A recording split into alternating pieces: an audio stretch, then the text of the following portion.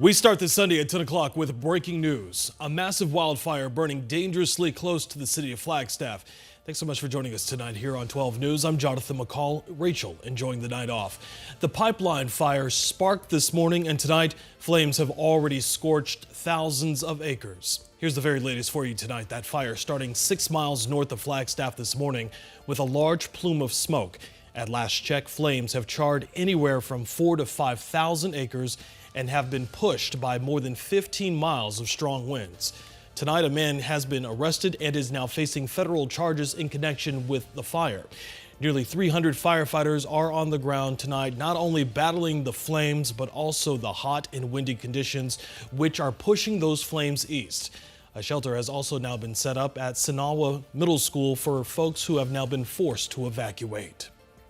If you live in the Flagstaff area, you've likely seen the huge plumes of smoke from the fire. This map shows exactly where the pipeline fire is burning tonight. Again, it is 6 miles north of downtown Flagstaff. It's also nearly the same distance just southeast of the Arizona Snow Bowl. Meanwhile, this is a live look at current evacuation orders currently in place.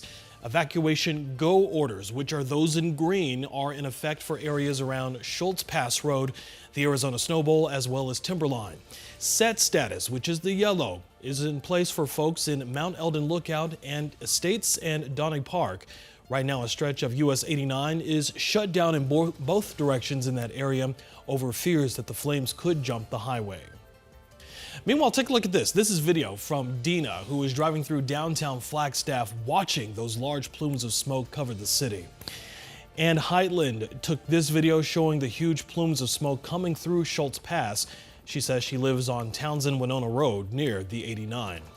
And tonight we are live in Flagstaff with Team 12's Michael Doudna. And Michael, you got a chance to talk with a homeowner who just went through this same process of evacuating just months ago for another wildfire. That's exactly right, Jonathan. I mean, it's been pretty much a deja vu-like nightmare for some of the people who've lived around here. And what's really fueling this nightmare are these winds. You can still see the wind whipping my hair probably, and it's fueling the fire that you can actually see glowing off in the distance here, that reddish glow with that smoke, and that wind has pushed it along pretty much the same path as the tunnel fire was just a month and a half ago, and has a lot of people wondering if they're going to see the same results once again. All right, here we go again. Black and brown smoke climbing once again miles into the air. Honestly, I feel like I want to throw up. Annoyed that it keeps happening. Just sitting and waiting right now. Families now waiting and wondering what's next for the pipeline fire after already burning thousands of acres. It's like deja vu. Bill, Brittany, and Uelda are evacuating again, just a month and a half after they had to evacuate because of the tunnel fire. You know, it's kind of a strange situation to get caught up in two fires in 2 months. But this time, there's an arrest. Officials say 57-year-old Matthew Reiser now faces 2 federal charges in connection with the fire. Yeah, super frustrating. Like, that's all I can say is I'm just really angry at the person. I'm glad he's caught. With Reiser now in custody, families are left to wonder what's next for their homes. For now, the wind is blowing the fire to the northeast, which is thankfully away from most residential areas. But officials warn that that direction can change in a matter of moments with a slight change in the weather. If the wind changes direction, it changes everything. Our fate is in the wind's hand.